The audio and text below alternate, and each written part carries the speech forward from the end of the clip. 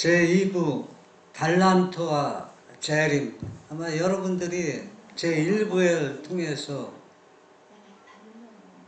성령의 임재가 얼마나 중요한지, 성령의 임재 없이는 우리가 이 달란트와 재림을 할 수 없다고 제가 말씀을 드렸습니다. 그런데 여러분들이 생각하는 것보다도 이 달란트 이 비유가 재림하고 얼마나 연관성이 있는지 그것을 우리가 더 많이 이해하고 깨달아야 됩니다. 이 달란트의 비유의 본질이 뭔지 아십니까?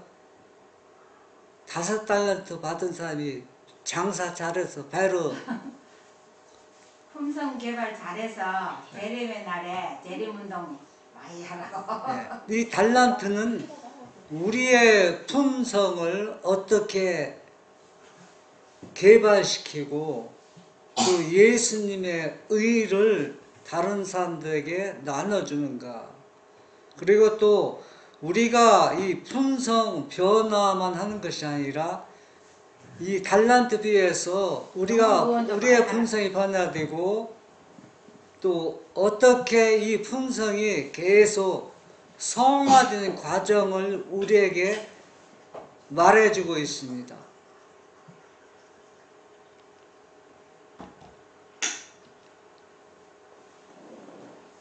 마태복음 25장 19절에서 24절. 오랜 후에 그 종들의 주인이 돌아와 저희와 회개할세 5달란트 받았던 자는 5달란트를 더 가지고 와서 가로되 주여 내게 5달란트를 주셨는데 보소서 내가 또 5달란트를 남겼나이다.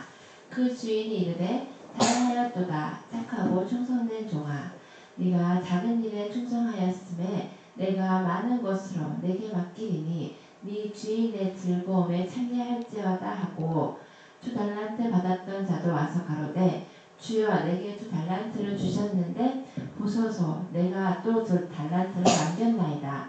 그 주인이 이르되 잘하였도다 착하고 충성된 종아 네가 작은 일에 충성하였음에 내가 많은 것으로 네게 맡기리니 내 주인의 즐거움에 참여할지어다 하고 1달란트 받았던 자도 와서 가로되 주여 당신은 굳은 사람이라 심지 않은 데서 거두고 해치지 않은 데서 모으는 줄을 내가 알았으므로. 예. 여러분 하나님을 믿는 나를 포함해서 모든 사람들이 품성의 변화, 도덕적으로 온전한 사람이 될 수 없다고 사람들이 그렇게 생각하면서 예수님을 믿고 있습니다. 그래서 우리 재림교회에서도 그렇게 능력 있던 목회자들 또 많은 성도들이 이걸 부정하고 있습니다. 온전한 사람이 될 수 없다. 제가 언젠가 말했지만은 한 삼육대학 교수하고 점심 식사를 하는데 그 교수님이 이런 얘기를 하더라고요. 어떻게 사람이 온전한 사람, 품성이 온전한 품성, 예수님 품성으로 변화될 수 있느냐. 그런 의미가 아니라는 얘기입니다. 그래서 오늘날 주님의 말씀은 많이 너무나도 희색되어서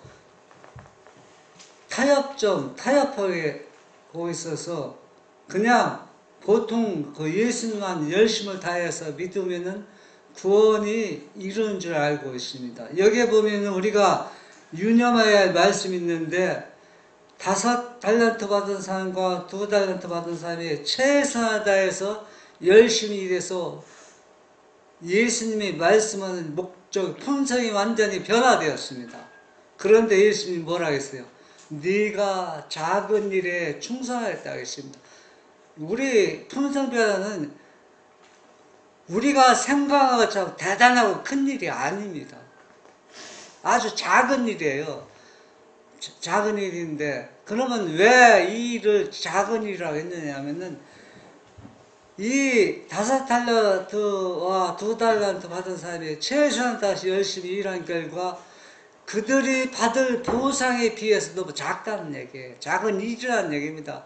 품성 변화가 자체가 작은 의미로 그런 의미로 주신 게 아니라 우리는 뭘 받아요? 영원한 영생을 받는 그 보상에 비해서 이 2달란트, 5달러 받은 사람이 일하는 건 적은 일에 불과하다는 얘기입니다.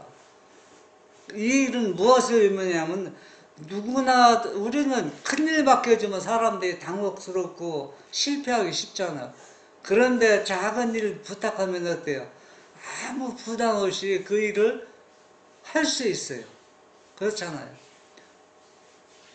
이 품성도 똑같습니다. 여러분들이 아무리 예수님 품성 담으려고 발버둥 치고 노력해도 우리 방법대로 우리 식으로 하면은 할 수가 없어요. 이 일은 작은 일이라 생각하고 작은 일을 주님께 작은 일 맡기셨으니까 그걸 최선을 다 일한다 생각하면 부담 없이 할 수 있는데 이게 우리가 너무 큰 부담을 갖고 이 일을 하고 있어요. 그러면은 5달란트, 2달란트, 1달란트 받은 사람들은 이 일을 어떻게 생각하느냐? 1달란트 받은 사람과 완전히 생각하는 차원이 달라요. 한 달란트 받은 사람들은 오늘날 우리나라 돈 현금으로 계산하면 어느 정도 될 것 같아요. 여러분 한 연금. 달란트가 6천만 원이라 예? 하던가 7천만 원이라 한 달란트가 2천만 원? 하던가 6천만 원. 아니, 여러분, 그게 아니라 성경에는 금 달란트라 분명히 나왔어요. 달란트가 금이라고 써 있어요. 그럼 한 금 달란트가 5달란트 주었다 했어요. 그러면 금 2달란트, 금 1달란트. 구약에서 달란트 그 무게 개념은 제일 높은 수위로 구약 시대는 34.4kg예요. 한 달란트가 34.4kg면은, 그리고 신학 시대는 한 달란트가 그러니까 20.4kg. 이 달란트는 6천 드라크마로 이 드라크마는 노동자 하루 품살. 그러면은 제가 계산은 안 해봤지만 대강 옛날에 계산한 게 보면은 금 1kg가 얼마라고 합니까? 보통 5천만 원 잡죠. 제가 정확한지 모르겠어요. 그러면 한 달란트가 20kg면 얼마나 됩니까? 1억이 1억이 아니죠. 5억이죠. 5억. 1kg에 5천만 원이면은, 20억 원이래요. 예? 그만 달란트가 20억 원이래. 그러면 20억 원이면 어마어마한 거야. 그러면 한 달란트 받은 사람이 적게 받았습니까? 5달란트 받은 사람은 일주일. 100억을 벌었는데 5배를 불렸으면 그거 무슨 갚는 근데 그러니까 이거는 뭐하는 우리가 품성 변화를 얘기하는 거다. 어떻게 해서 주님의 은혜와 주님과 함께 일함으로 인해서, 이거는 달란트는 배로 증가시킨 거, 주님과 함께 일하는 장면을 묘사한 겁니다. 실제 돈을 벌어서 이익을 남기가, 그걸 얘기하는 게 아니에요. 그러니까 하늘에는 우리 품성 변화는 천금 근거리를 다닐 거니까.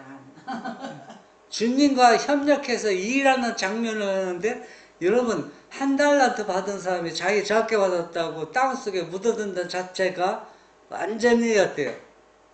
사상이 잘못된 겁니다. 그러니까는 내가 한 생명으로 태어나서 자기 자신을 좀 비하하고 막 이렇게 자기 자신의 자존감 없이 막 이렇게 하는 거가 이 한 달란트 받은 사람이 많이. 맞아요. 한 달란트 받은 사람이 그 주인이 계산하러 왔을 때 당신의 어떤 사람이라 했어요? 당신은 굳은 사람이라. 굳은 사람이고 심지 않은 데서 수확을 거두고 해치지 않는 데서 모으는 사람이라고. 여러분 누가 와서 여러분 10억을 주고서 여러분이 하고 싶은 사업을 하셔오면은 그게 작은 돈입니까?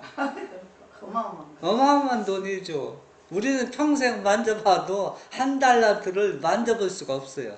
예? 그런데 이 달란트 비유의 본질은 뭐냐? 우리의 품성이 주님과 협력해서 어떻게 일해서 주님이 원하는 품성으로 형성될 수 있는 그 과정을 우리에게 이해하기 위해서 달란트 비유를 주셨다는 얘기입니다. 5건 1등 당신은 16원.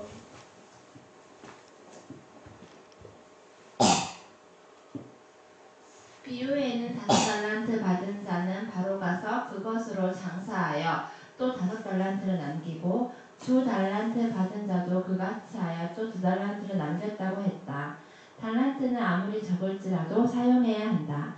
우리에게 가장 크게 관계되는 문제는 내가 얼마나 많이 받았느냐가 아니고 내가 받은 것을 어떻게 사용하고 있느냐 하는 것이다.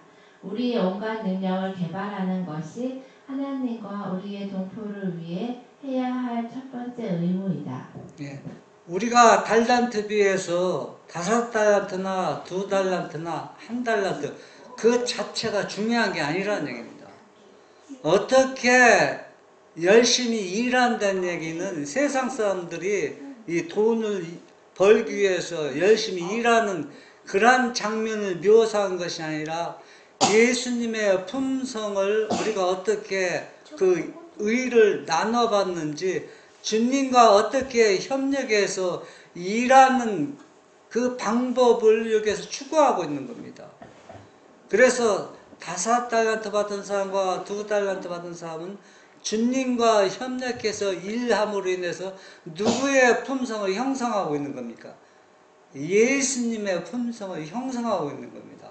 그런데 1달란트 받은 사람은 주님과 협력해서 일을 하지 않은 겁니다. 오늘날 따지면 교회만 왔다 갔다 하는 겁니다. 그걸 뭐라고 교회 안 합니까? 다니는 사람은 해당도 안 되나? 똑같아. 교회 한다는 사람은 뭐 여기 얘기할 것도 없죠. 생명 아, 주신 건 똑같잖아. 아니 그래도 예수님 교회 안 다녀도 달란트는 가지지 않았나? 가지고 있지. 생명은 하나님 생명 주신 거니까. 아니 뭐 바이올린을 잘하든지. 그렇지. 재능과 유용성이 날마다 자라나지 않는 자는 인생의 목적을 이루지 못하고 있는 자이다. 우리가 그리스도를 믿는다고 공언할 때 주님의 일꾼으로서 우리가 가능한 한 최고의 표준에 달하야겠다고 맹세하는 것이다. 그러므로 우리는 우리의 능력으로 할 수 있는 최대의 선을 이루기 위하여 우리의 각 기능을 최대한 완전하게 개발해야 한다. 예. 우리가 이 품성 변화에서 완전히 계속 오해하고 있습니다.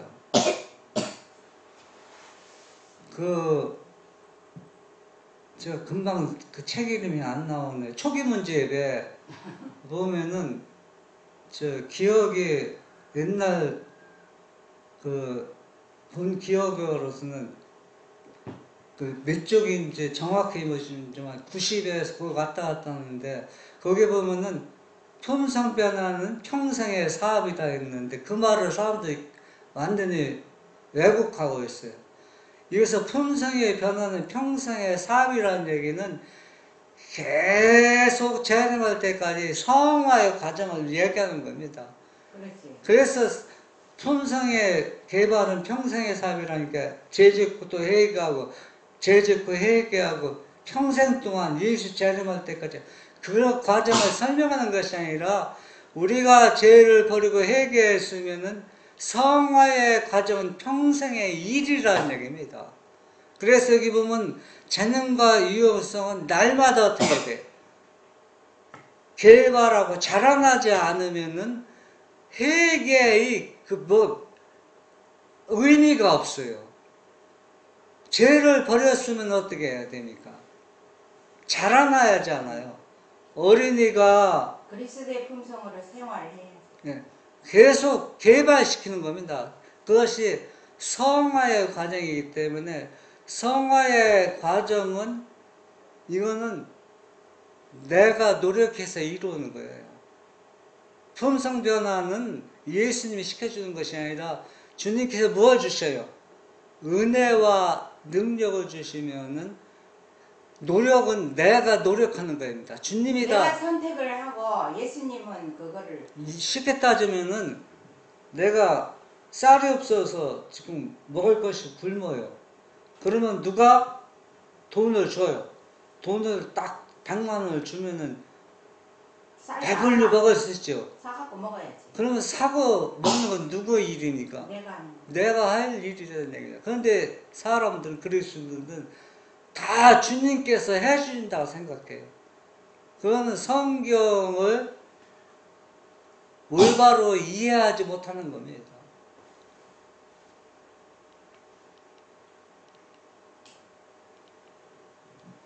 그분의 경륜을 이루고자 하는 일념으로 그분은 당신의 대리자들을 택하시되 그들이 완전하기 때문에 택하시는 것이 아니라 그들이 그분과 연합함으로 완전함을 얻게 하기 위하여 택하시는 것이다.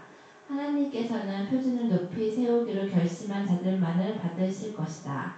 그분은 당신의 대리자들에게 무슨 일에나 최선을 다해야 한다는 의무를 지우신다. 주님께서는 모든 사람에게 도덕적으로 완전하기를 요구하신다. 사람이면 예수님을 믿는 사람이 누구든지 간에 달란트를 부여받은 사람은 5달란트든 2달란트든 1달란트 받은 사람은 도덕적으로 완전할 수 있기 때문에 달란트를 맡긴 겁니다. 그래서 우리는 높은 표준을 세워야 돼요. 품성은 예수님처럼 변화될 수 없다고 낮은 목표를 세우면 그 사람은 평생 예수 믿어도 품성이 완전한 품성의 성화의 과정을 경험하지 못하는 겁니다. 그러나 이 일은 우리가 작은 일이라 생각하고서 아무 부담 없이 우리는 누구와 협력함으로 예수님과 연합함으로 인해서 완전하게 우리의 품성이 변화될 수 있다고 생각하는 사람은 그 목표에 달성할 수 있다는 얘기입니다. 그래서 높은 표준을 세운 사람은 어떻게 됐다? 다 달성할 수 있다는 겁니다. 그게 누구와 하신 말씀입니까? 예수님이 우리에게 하신 말씀이라는 얘기입니다. 하나님과 동역자가 되고자 하는 자들은 신체의 각 기관과 마음의 자질을 완전하게 하기 위하여 노력하지 않으면 안 된다. 참된 교육은 육체적, 지적, 도덕적 능력을 우리의 모든 의무를 수행하기 위하여 준비시키는 것이다. 이 교육은 거룩한 봉사를 위하여 육체와 정신과 영혼을 훈련시키는 것이다. 이것이 영생에 이르게 하는 교육이다. 주님께서는 모든 그리스도인이 모든 방면으로 능력과 재능이 자라나기를 요구하신다. 예. 성경에서는 각각 주신 재능이 다 다르다고 생각하잖아요. 그런데 그것을 깊이 들어가면은 달란트 비유에서는 예수님의 품성을 완성하는 사람들, 완전한 사람이 되기 위해서는 균형진 성화가 이루어집니다. 그게 무엇을 의미하냐면은 예수님의 품성을 형성한 사람 모든 분야에서 완전한 높은 수준에 다다른다는 얘기입니다. 균형지다는 얘기, 한쪽으로만 치우치지 않는다는 얘기입니다. 예를 들어서 내가 기도도 잘하고 성경 연구도 잘하는데 이 일은 하나도 안 하면은 그는 성화의 과정을 팔방미인이 예, 문제가 있는 거예요. 근데 이유는 진짜 생명에 이르게 하는 것은 성경도 중요하고 기도도 중요하고 말씀 선포도 중요하지만은 육체를 단련시키는 훈련, 육체적 노동도 필수적이라는 얘기예요. 이것이 5대에 들어가는 길, 생명에 들어가는 길이라는 얘기입니다. 그래서 최적, 지적, 도덕적. 예, 이 균형진 것이 품성에 이루고 성화의 과정을 경험하는 겁니다. 그래서 모든 그리스도인은 모든 방면으로 능률과 재능이 자라나게 요구하신다. 그러니까 성화의 과정을 다 거쳐야 온전한 성화, 예수님의 품성을 완전히 어떻게 닮아가는 거라는 얘기입니다. 근데 육체적 노동도 사람마다 달란트를 주서요. 잘 못하는 사람은 자기 할 수 있는 데까지 최선을 다하는 거예요. 그러니까 똑같진 이 않지. 성경에서는 이 성화라는 것이 사람들의 개념이 목표가 똑같지 않아요. 다 달라요. 은별이 성화, 품성 변화, 엄마, 할머니, 할아버지가 다 달라요. 은별이는 은별이의 수준에, 또 할아버지는 할아버지 수준, 엄마는 엄마 수준, 할머니는 할머니 수준에 맞게를 주님께서는 요구하신다는 얘기입니다. 은별이에게 엄마나 할아버지 그 수준에 요구하면은 할 수가 없죠, 그거는.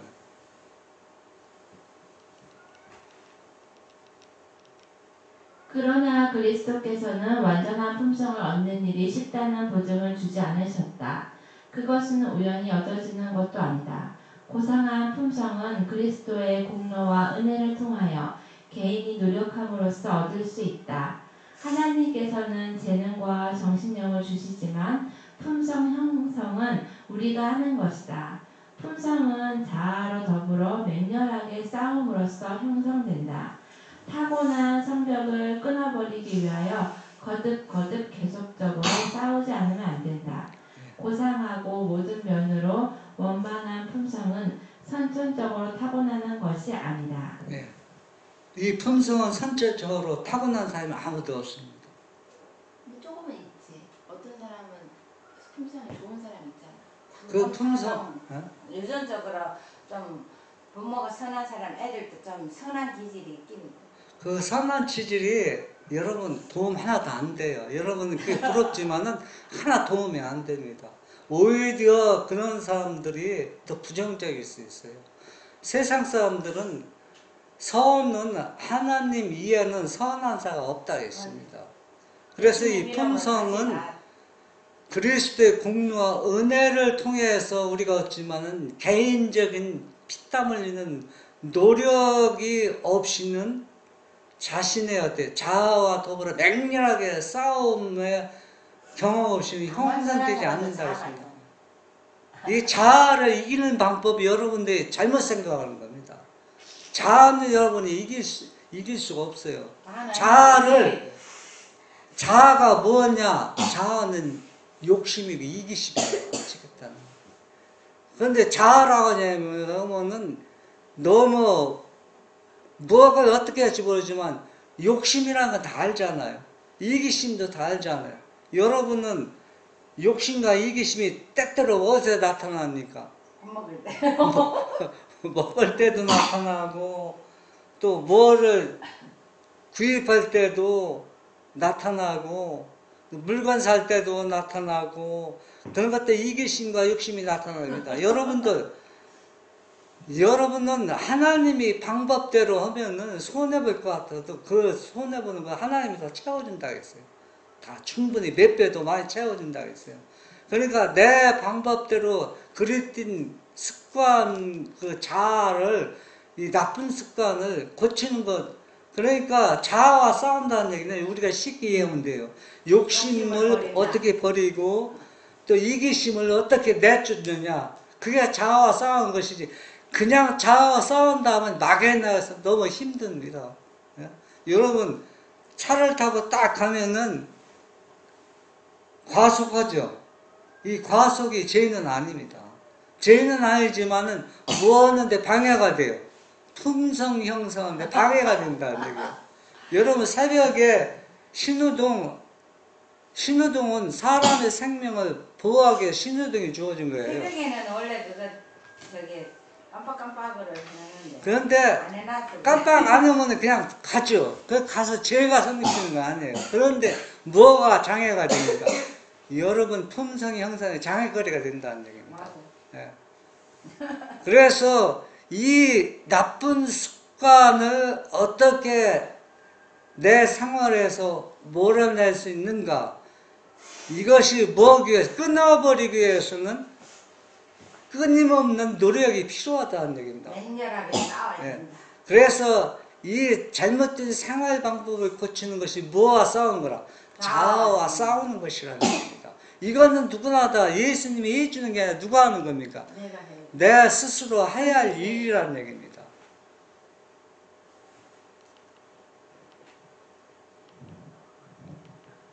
우리는 자신을 면밀하게 비판해야 하고 단 하나의 좋지 않은 성격도 고쳐지지 않은 채 남아있도록 해서는 안 된다.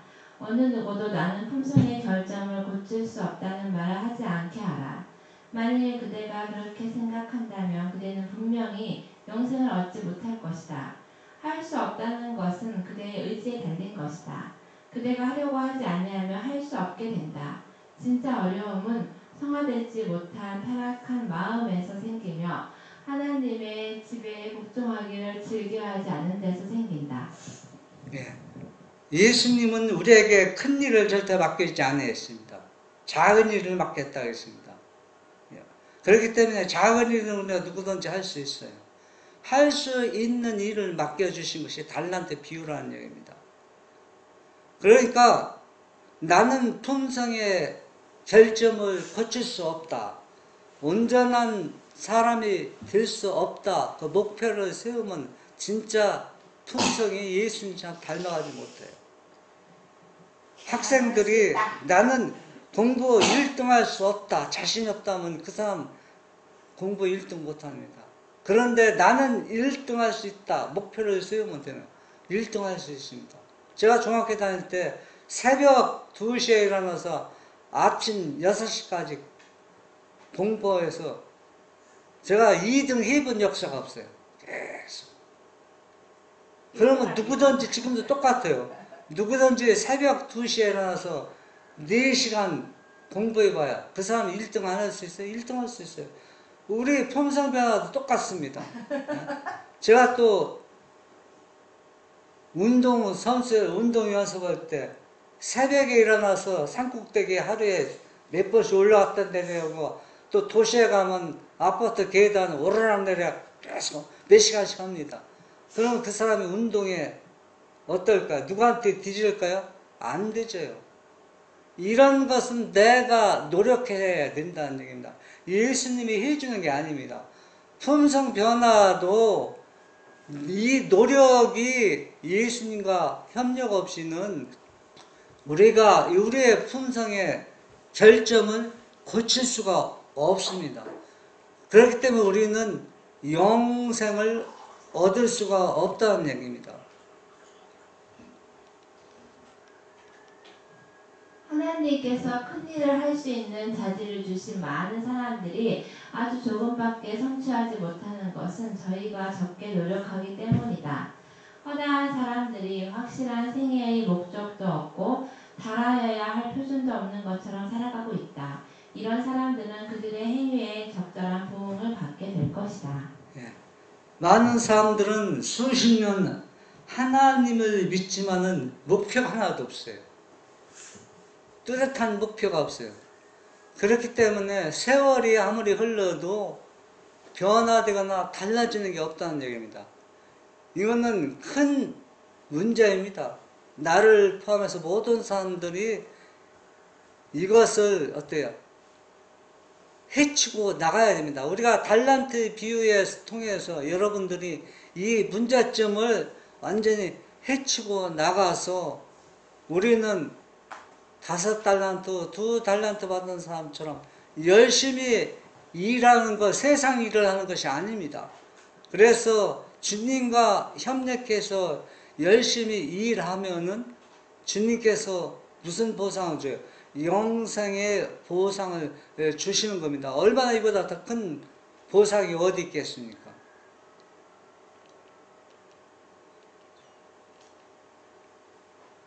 그대는 절대로 그대 자신이 세운 표준보다 더 높이 올라갈 수 없다는 것을 기억하라. 그러므로 표준을 높이 세우고 비록 고생이 되더라도 한 계단 한 계단씩 극기와 희생으로 그 진보의 사다리의 꼭대기까지 올라가도록 하라. 아무것도 그 일을 방해하지 못하게 하라. 운명이라는 것이 아무리 사람을 운신할 수 없을 만큼 단단히 붙잡아 맨다 할지라도 그것을 타개할 길이 없는 것은 아니다. 역경은 그것을 극복하고자 하는 굳은 결심을 일으킨다. 예. 누구든지 높은 표준을 세우는 사람들은 아무리 높더라도 높다 할지라도 그게 올라갈 수가 있습니다. 그러나 올라갈 수 없다고 생각하는 사람은 올라갈 수 없는 것이 되는 겁니다. 자기 표준 더 이상 올라갈 수가 없어요. 그래서 어떤 역경을 만나든지 그 역경을 극복할 수 있다는 결심을 가진 사람은 그 역경을 이길 수가 있습니다.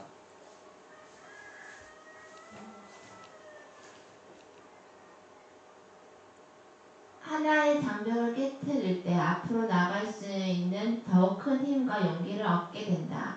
단호한 결심을 가지고 옳은 방향으로 매진하라. 그리하면 역경이 그대의 방해자가 되는 대신에 오히려 돕는 자가 될 것이다.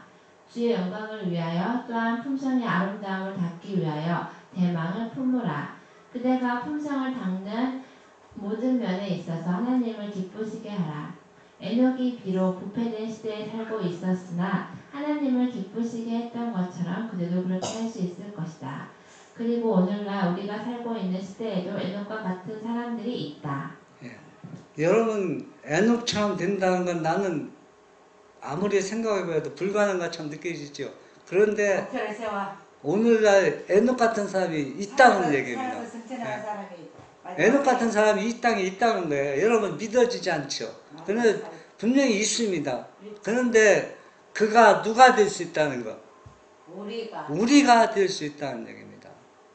그런데 문제는 뭐냐? 목표를 세워지. 올바른 방향으로 전진해야 하는데 올바른 방향으로 전진하지 않으면은 그 목표에 아무리 높은 목표를 세워도 도달할 수가 없어요.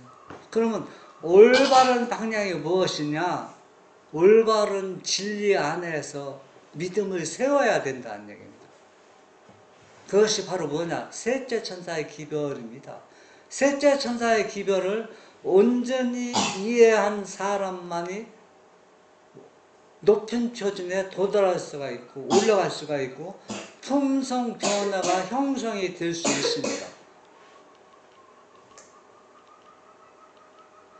요한복음 15장 5절 나는 포도나무요 너희는 가지니 저가 내 안에 내가 저 안에 있으면 이 사람은 과실을 많이 맺나니 나를 떠나서는 너희가 아무것도 할 수 없음이라. 우리가 실패하는 이유는 뭐가 없기 때문에 그래요? 내 생애 속에서 그리스도가 없어져 버리는 겁니다. 그리스도가 없어진다는 얘기는 우리 안에 그리스도가 존재하지 않아요. 또 내 안에 그리스도가 계시는데 그것도 없습니다. 그렇기 때문에 우리의 자아, 이기심과 욕심이 내 생애를 지배하고 있는 거예요. 예수님 마음 가지고 있으면 욕심과 이기심 어떻게 극복할 수 있잖아요. 실물교훈 332 어떤 시험도 그를 타락시키지 못했던 저 신실한 정치가 다니엘과 같이 굳게 서라. 그대의 죄를 없애하기 위하여 자기의 목숨을 버리시기까지 그대를 사랑하신 그분을 실망시키지 말라. 그는 나를 떠나서는 너희가 아무것도 할 수 없음이라고 말씀하셨다. 이 말씀을 기억하라. 비록 지금까지 실수했다 할지라도 그대가 그 실수를 하나의 경고로 삼을 것 같으면 그대는 틀림없이 승리하게 될 것이다. 그렇게 함으로 그대는 패배를 승리로 바꾸게 되어 그대의 원수로 실망하게 하고 그대의 구주를 높이게 될 것이다. 예. 여러분 요즘 우리가 그 예배 드릴 때 다니엘 대해서 그 책을 읽어봤죠. 다니엘이 흠을 잡으려고 그 다니엘을 시기하는 사람들이 다니엘 뒤를 쫄쫄 따라다니며 살펴봤지만 기도하는 형밖에 없어요. 다니엘이 잘못된 거 찾을 수가 없다고 했습니다. 다니엘은 어떻게 살았습니까? 원칙대로 말씀에 굳게 쓰고 말씀도 순종했습니다. 그러면 오늘날도 에녹이 있는 것처럼 다니엘 같은 사람이 있을 수 있다는 얘기입니다. 그래서 예수님께서 나를 위해서 모든 것을 다 버리시고 자기 생명까지 내어진 그분을 우리가 실망시키지 말라는 얘기입니다. 그래서 우리 생활 속에서 예수님이 떠나고 없으면 우리가 아무것도 이룰 수가 없어요. 요한복음 15장 5절에 보면은 너희가 누구를 떠나서 포도나무를 떠나면 나를 떠나서는 아무것도 할 수 없다고 그 말씀해 주셨습니다. 우리 생활 속에서 모든 면에서 누구를 높이라? 구주를 높이라 했습니다.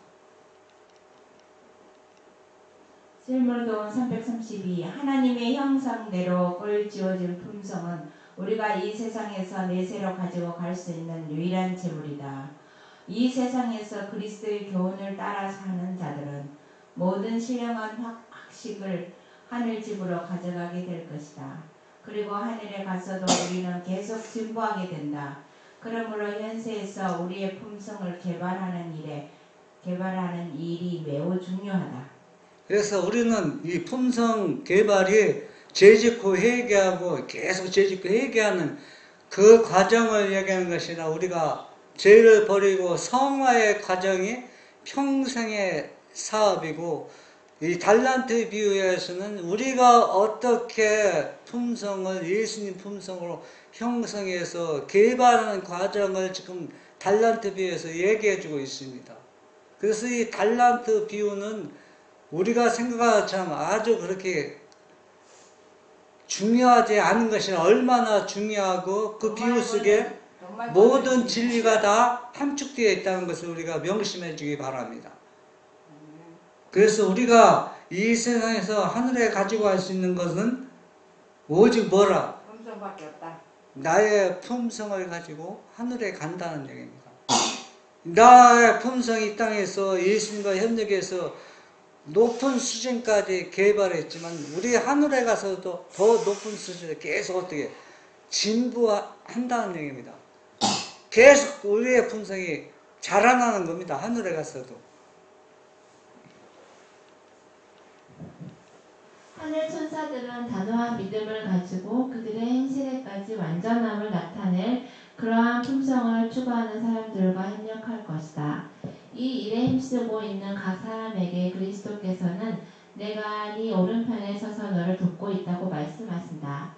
사람의 의지와 하나님의 뜻이 협력할 때에 그것은 전능한 것이 된다.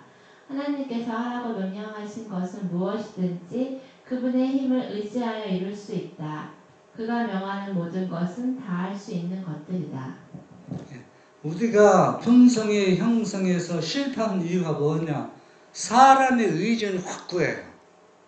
확고한데 뭐가 결핍되느냐 하면 하나님의 뜻과 협력하는데 너무 결핍되어 있다는 얘기입니다. 그렇기 때문에 품성 개발에 매일매일 생활 속에서 성화되어 있는 과정을 거치는 것이 아니라 계속 실패의 과정을 거치고 있습니다. 우리는 과거를 생각할 필요가 없습니다.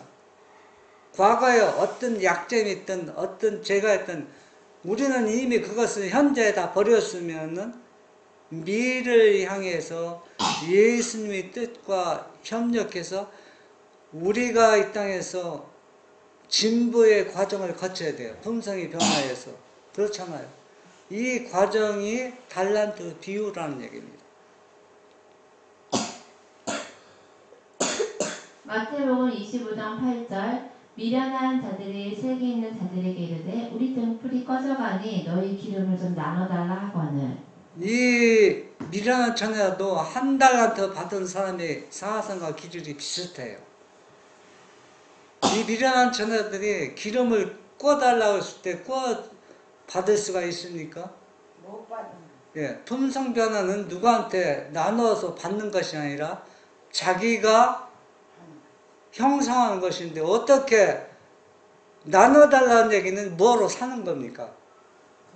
돈으로 사는 겁니다. 여러분 돈을 주고 하늘에 갈 수 있으면 뭐로 이렇게 어렵게 품성 개발하려고 이렇게 열심히 일하겠습니까?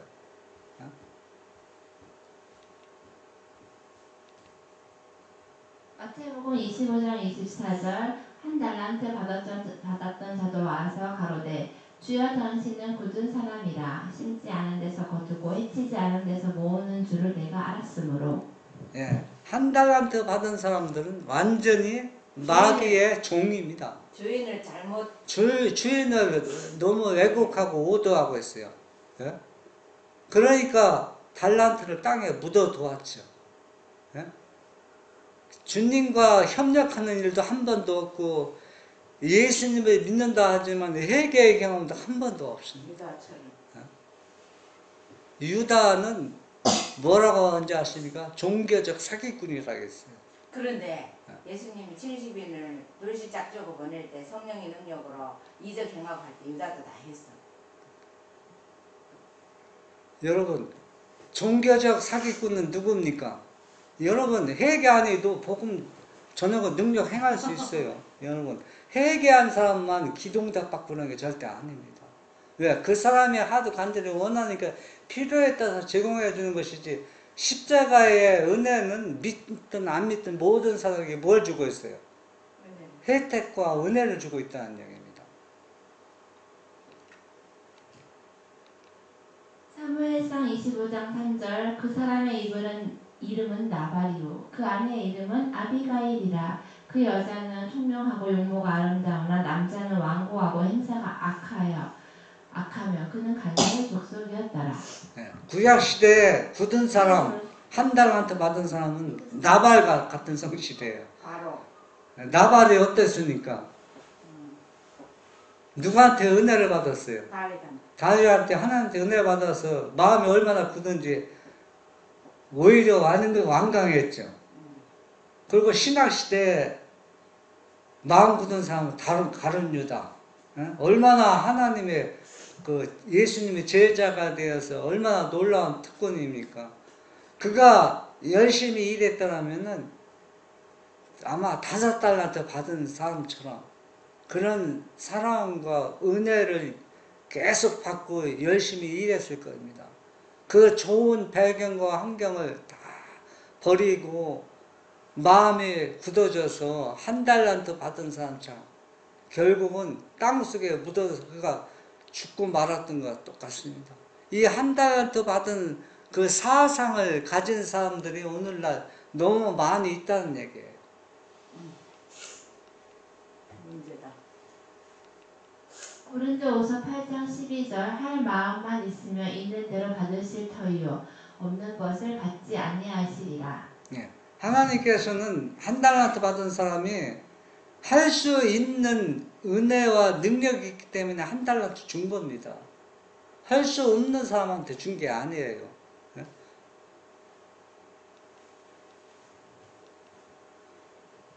원하는 사람들을 위한 빛, 하나님의 영은 자원하는 마음으로 비추임을 받고자 하는 사람들에게만 그 이해력을 밝게 해주실 수 있으시다. 14절에는 하나님께서 루디아의 귀를 열어 바울의 말을 청중하게 하셨다는 말씀이 있다. 하나님의 모든 권고의 말씀과 루디아가 받아들여야 할 모든 것들을 전하는 것, 이것이 그 여인을 회심시키는 데 있어서 바울의 역할이었다. 그 다음에는 모든 은혜의 하나님께서 능력으로 역사하시사 그 영혼을 바른 길로 인도하신다. 하나님과 인간 대리자가 상호 협력하였고 그 일은 완전히 성공이었다. 예. 달란트 비유에서 이 말을 적용시켰어요. 이 말을 적용시켰더라고요. 달란트 비유에서. 그럼 이 말을 적용시켰다는 얘기는 무슨 얘기냐 하면은 5달란트 받은 사람, 2달란트 받은 사람, 1달란트 받은 사람이 다 뭘 할 수 있는 뭐가 자질이 주어졌어요. 품성을, 온전한 품성을 형성할 수 있는 빛을 다 주었기 때문에 예수님께서는 달란트를 맡긴 겁니다. 이 사도 바울이 누디하는 여인이 어떤 말씀으로 그를 회심시키고 그 말씀을 통해서 순종할 수 있는가를 이 사도 바울이 알고 그 여인이 순종할 수 있는 말씀을 제공해 줘서 그가 예수님의 제자가 되었다는 얘기입니다. 그러니까 달란트를 받은 사람들은 내가 어떤 말씀으로 복음을 전해질지 주님과 협력함으로 해서 기별을 주신다는 얘기입니다. 그래서 이 기별을 가지고 가면 누디아가 예수님의 제자가 자녀가 된 것처럼 모든 사람들이 여러분의 기별을 듣고 누가 될 수 있다는 얘기예요. 예수님의 자녀가 되어서 구원을 받을 수 있다는 얘기입니다. 막무가내로 내 의지와 내 뜻대로 가지고 복음을 가지고 가는 게 아니라는 얘기입니다. 다 하나님의 섭리 아래에서 이 달란트 받은 세 무리의 사람들은 다 이 달란트를 통해서 모든 사람들을 예수님의 재림을 준비시킬 수 있는 기별입니다.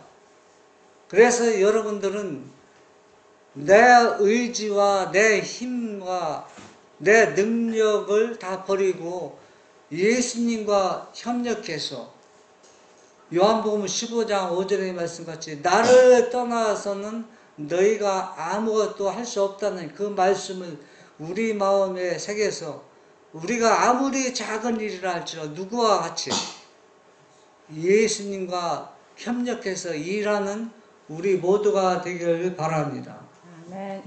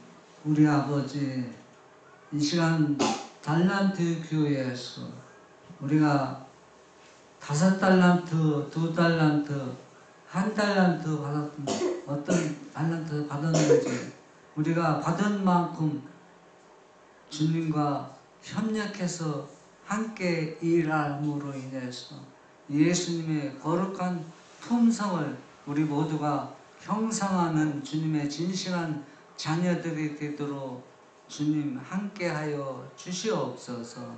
예수님의 이름으로 기도합니다. 아멘.